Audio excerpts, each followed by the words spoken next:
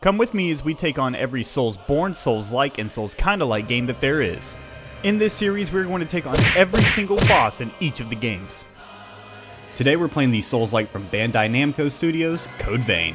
We start off by giving our character a name, which is obviously going to be Giga, and as you know, we don't have time to customize our character. Once we get into the game, we meet our hardly clothed counterpart Io, and then we slowly walk over here to this tree. It's dry, isn't it? After a really long cutscene, we see that we get kidnapped and we're told to go find blood beads. And we find a door that doesn't open from the side, which proves it's a Souls-like. Our buddy Oliver gets hurt, and so we have to leave him here. And this is the one and only time I try to parry in this game. Nope. Nope.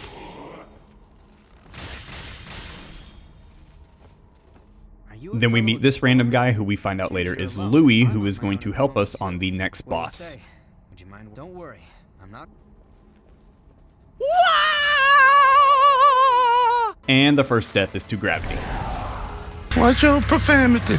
We go into our first boss, who, surprise, is Oliver, who got hurt earlier. Don't hold anything back.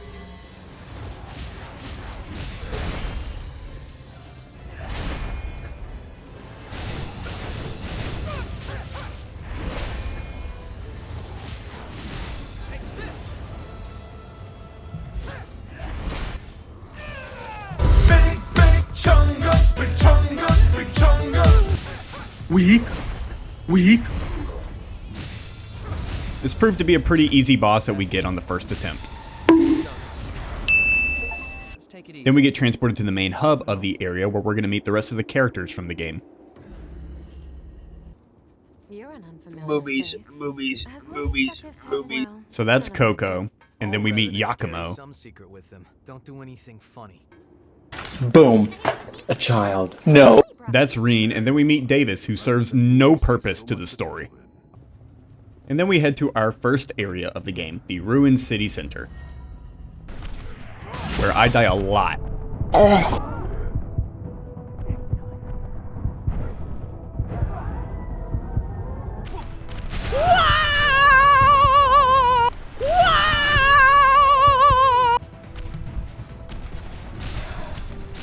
Gotcha, bitch. That specific mob took me way too long to kill. We make our way to the next bonfire where we're going to go fight the second boss. What the hell is even that? This was the boss that really proved to me that status effects actually mean something in this game. Oh, come on! Help me! Help me! And Yakumo stole my kill, but that's okay. This cutscene was hilarious to me because why does Yakumo just have a desert eagle in his pocket? I have the same right to live that I'm on my way.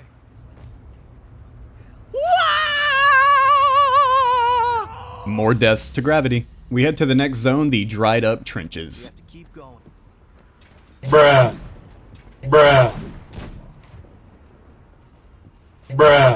I could not for the life of me get close to these guys.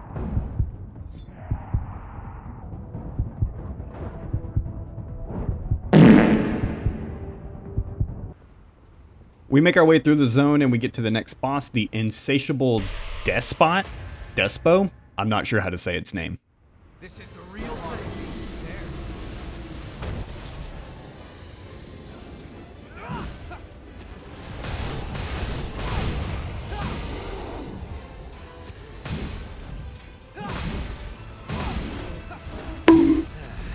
He was pretty simple and we got him on the first attempt.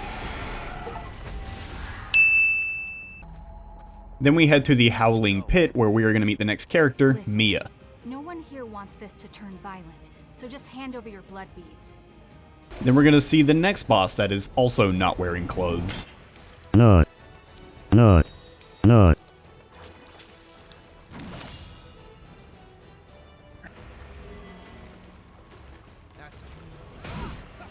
We.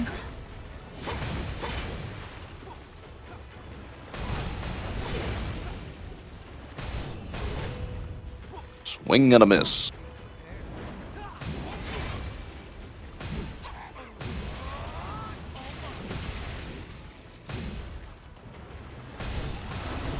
woke up in a new Bugatti. I woke up. Remember what I said about status effects actually meaning something in this game? She's got a slow status, which is what led to my death, but we got her on the second attempt. Lord have mercy, I'm about to bust. This game is everything that people think anime is. The women with minimal clothing, and then this cutscene that proves that the story is just the power of friendship. Then we head to the Cathedral of Sacred Blood, which is just a maze of everything is the same. Bye, have a great time. More gravity deaths. We find our way to the next boss, the Argent Wolf Berserker. You're way too close!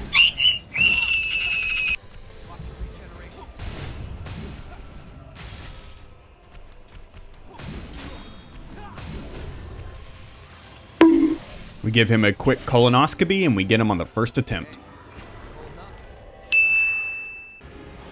What is that? What the fuck is that? Later in the cathedral, we find our first of 4 successor bosses.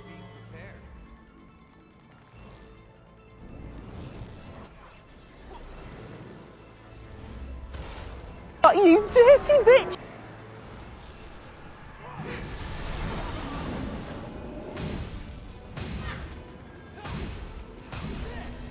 We thought we did it on the first attempt, but turns out there's a whole second phase. Round 2.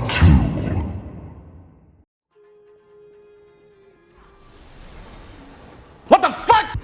That has a one-shot mechanic.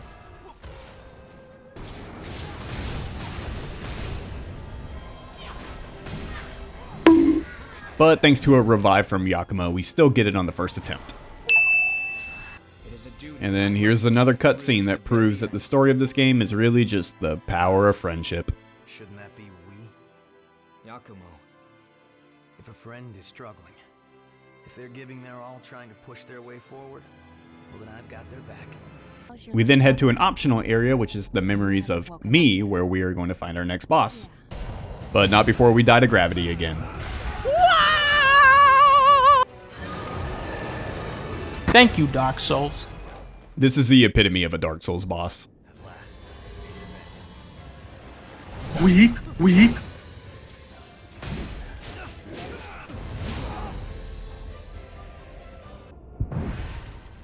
What? No, dude! Almost had him on the first attempt, but we end up getting him on the second.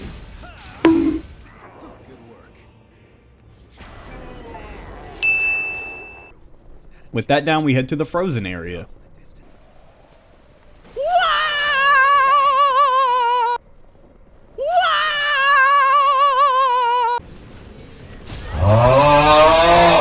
This place is rough.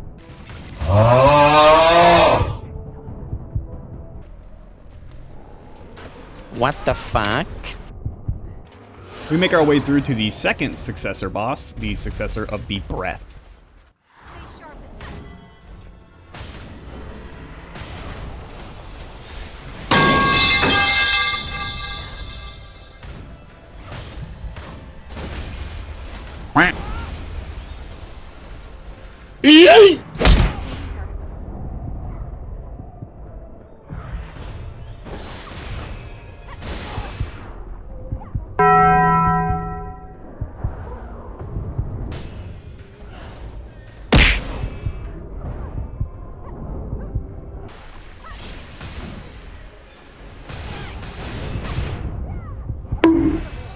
We take care of him on our third attempt.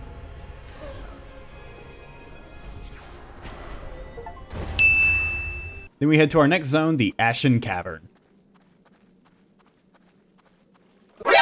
Nani? Uh-oh. I walked into this area with low health and no heals, not knowing that this guy was a boss. Shit boss! Luckily, I had fortification on my sword and could block all physical damage, and that's really what I did in this fight. Mia pretty much hard carried. Then we head to our next zone, the City of Falling Flames, where we meet the third successor boss, the successor of the Claw.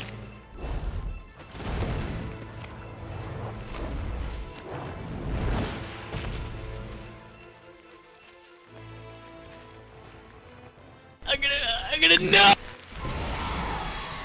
Sharp. It's all or nothing.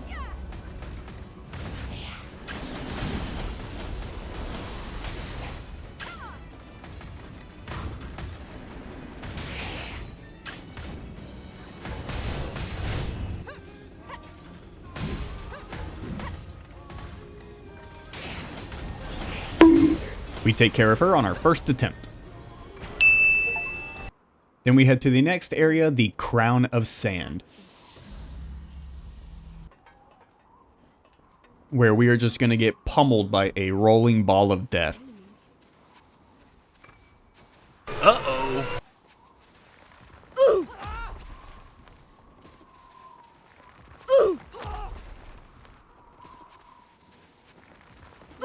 Break for an alcove.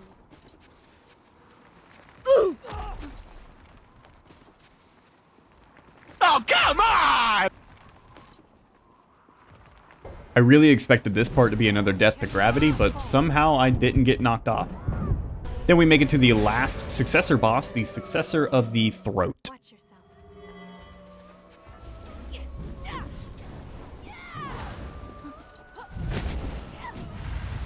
Bruh.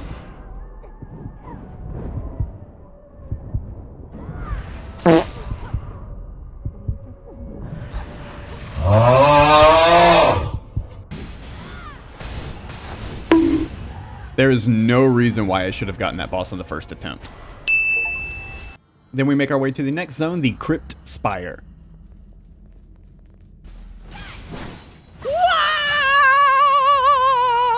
Then we get to the first gank boss of the game, the Blade Bearer and Cannoneer.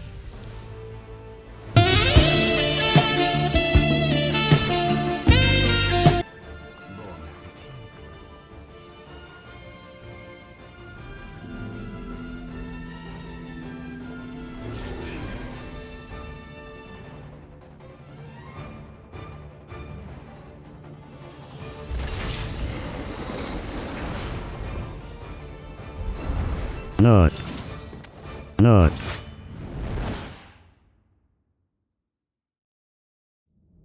Stay on guard. It's all or nothing.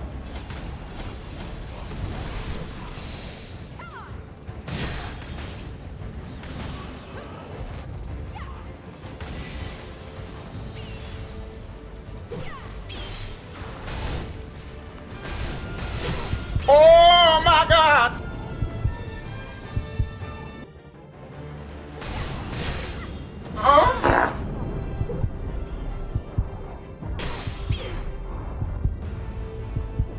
Fuck you!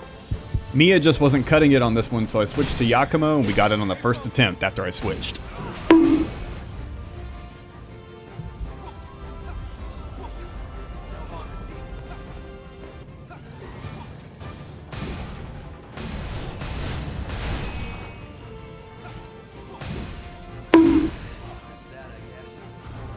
Boss was pretty rough. I cannot imagine doing that one solo.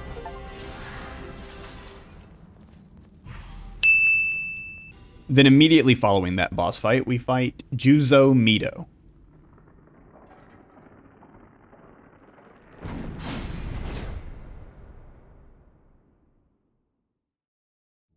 Bring it any time. Witness to the fruit of my research.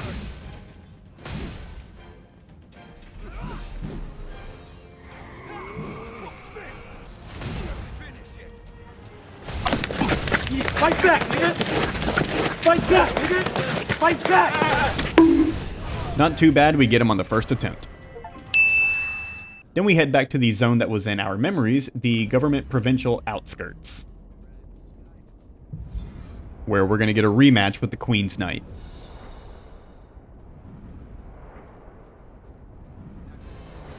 Round 2.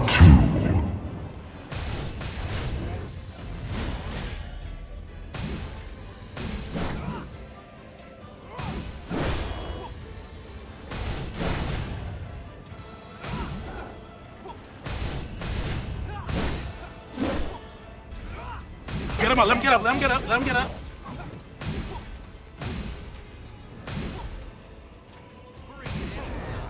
Oh my god, he on X Games mode.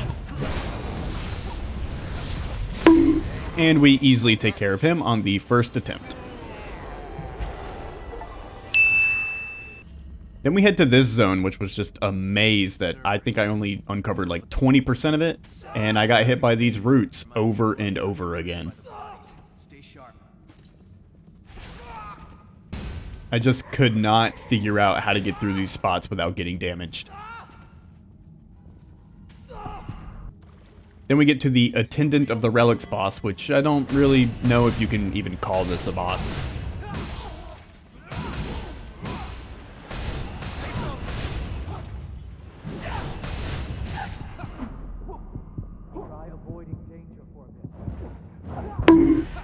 I decided I didn't want to risk dying and have to do all that again, so I let Yakumo take the kill. Then we get to the last area of the game, the Jail of Stagnant Blood. Oh my god, bro. Oh, hell no, man. What the fuck, man? Get your ass on. Where we're gonna fight the penultimate boss, the Skull King. Yay!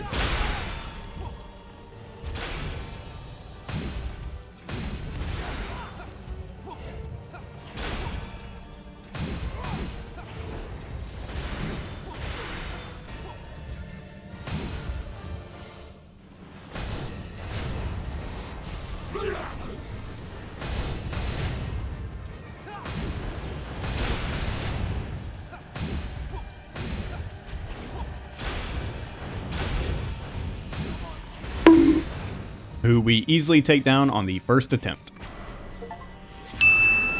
What the hell? Oh my god! What is Moon Presence doing in Code Vein?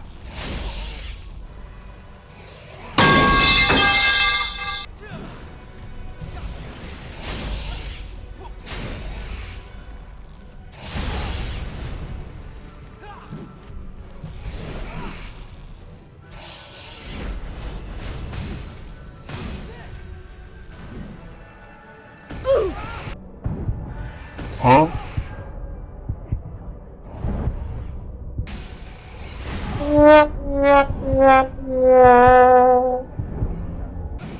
Oh, come on! Please don't hurt me, please don't hurt me, please don't hurt me, please don't hurt me. After a few attempts, we finally take it down. Then we head to the first DLC, the Fiery Oblivion. And right here is where I learned that the difficulty spike of the DLCs is crazy. Huh?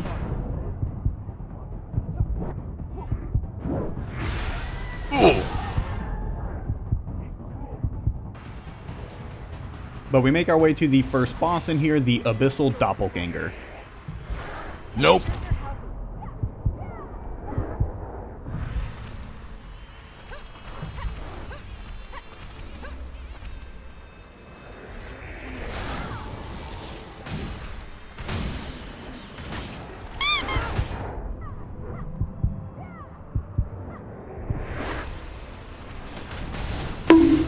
The boss was weirdly rough, and we got it on the second attempt.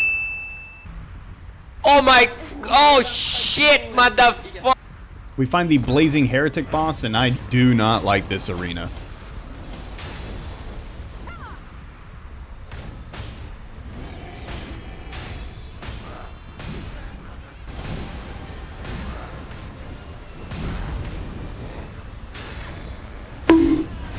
We get him on the first attempt, but it was a lot of blocking.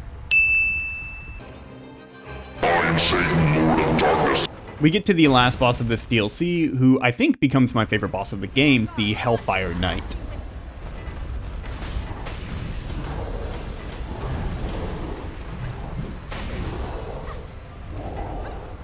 And I never did figure out how to dodge that tail.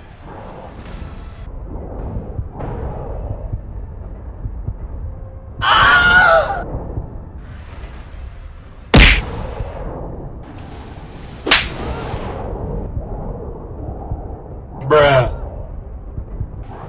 Ooh. Oh, come on! What? Help me!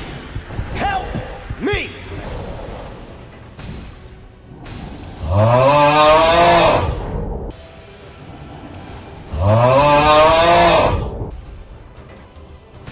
Oh my god! After several attempts, more attempts than any other boss in the game, we finally get it down.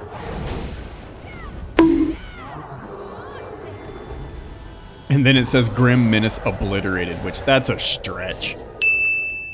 Then we head to the second DLC, the Celestial Ice Prison. Another one. Where we're gonna fight another reskin of this bug thing. Now we're ready. Stay on guard.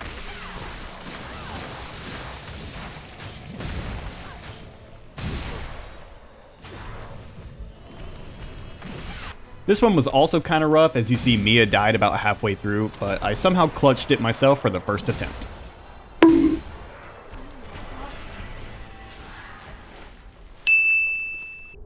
And then we get to another Argent Wolf Berserker, where Mia just does not do her job on this fight.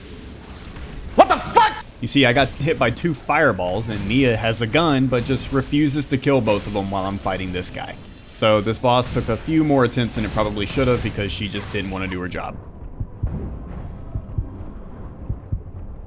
What?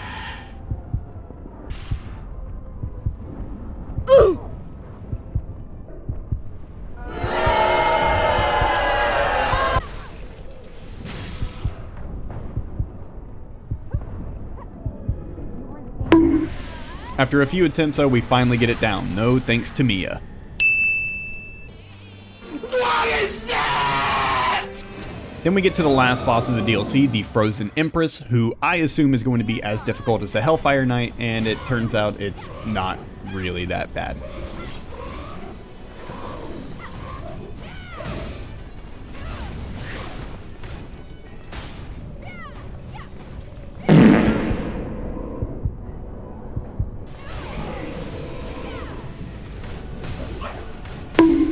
The Frozen Empress ended up only taking 2 attempts.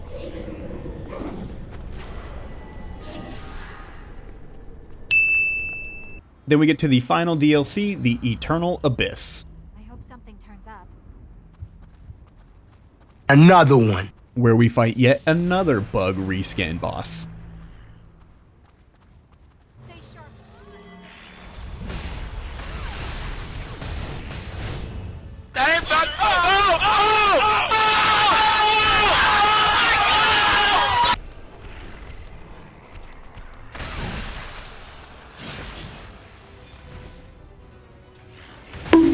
We take care of him on our first attempt.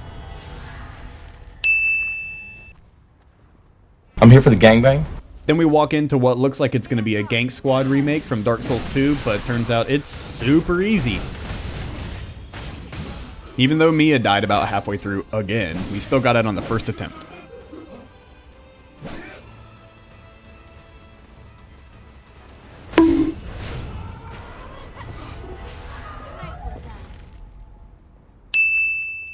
Then we head to the final boss, the Lord of Thunder.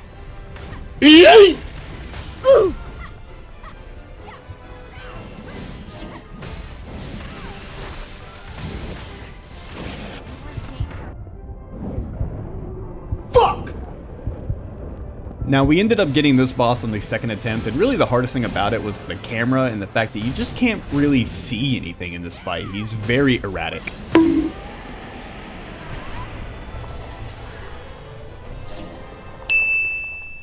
And with that, Code Vein is done. Now, as a sort of kind of review, I didn't love this game. I do think it's a good game, but there were a few points that really dropped off for me. So the things that I like were being able to change your build on the fly. That was really cool with the blood codes and the different gifts and whatnot. However, I very rarely actually changed my build. And the combat itself was pretty good. The blocking, the rolling, I'm sure parrying is viable if you can get the timing down. However, I never did. But I found myself not really caring about the story. I started skipping cutscenes later in the game. And it's not even really because it's just a typical anime storyline. Like, I do like and enjoy anime on a general basis, but this one just didn't really grab me by any means. And a good number of the bosses were pretty forgettable in my mind, and I'm not even talking about just the reskins, just the bosses in general. And then you add in how the DLCs totaled to $25, and I got all 3 of them and beat all 3 of them in less than about 2 hours, so So there are some pros and cons to the game, but if you really like Souls-like games and you want to play this one, I would recommend you wait till it and the Season Pass are on sale so you get all 3 DLCs as well. But all that being said, thank you again for hanging out, thanks for spending your time with me, I hope you enjoyed this video, and I will see you guys next time. Peace!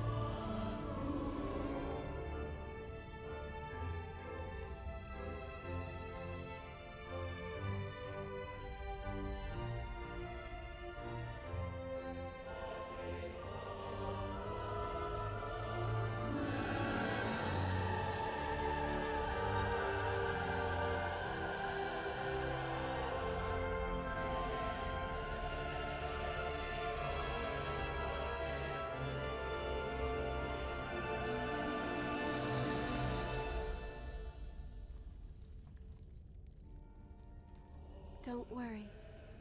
I will always be with you.